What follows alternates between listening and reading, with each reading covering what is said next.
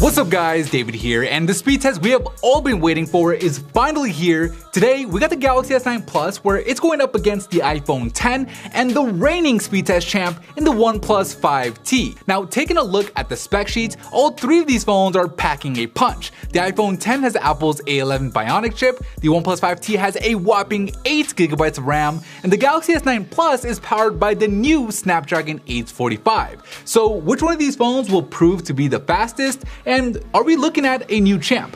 Let's find out.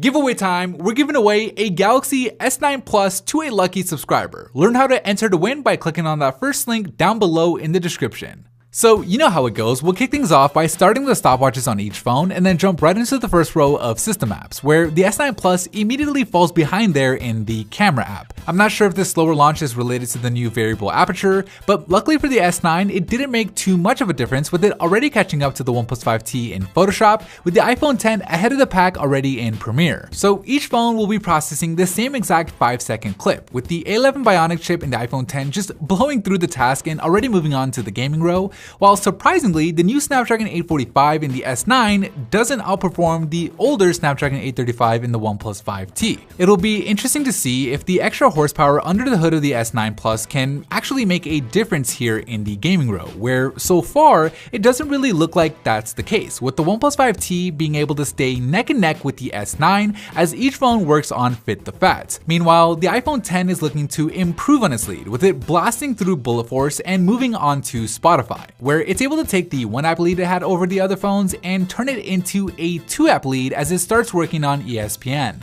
So just over 3/4 into this first lap, the S9 Plus has not been able to get the OnePlus 5T off of its back, which, considering that the 5T is using a previous generation processor, is actually pretty impressive on the part of the 5T and shows us exactly why it's been the phone style speed test champ for so long. Anyways, the iPhone 10 finishes the first lap with a time of 1 minute and 22 seconds, while the 5T and the S9 Plus battle it out for second place, where they actually tie with a time of 1 minute and 27 seconds. The iPhone 10 so far has been able to keep all the apps open in the background, but its 3GB of RAM fails to keep flip diving ready, allowing both the S9 Plus and the OnePlus 5T to make the comeback. So at this point, it's pretty much a two-pony race between the S9 Plus and the 5T, where both phones are able to keep all the apps open and ready to go, and the only difference here is the animation time, with the 5T finishing first with a time of 1 minute and 51 seconds, and the S9 Plus finishing just a second later. The iPhone 10 continues to struggle, having to reload most of the remaining apps, where it eventually crosses the finish line with a time of 2 minutes and 18 seconds. Now, because this one is so close and under that 3-second margin of error, I'm gonna have to call it a tie between the S9 Plus and the OnePlus 5T.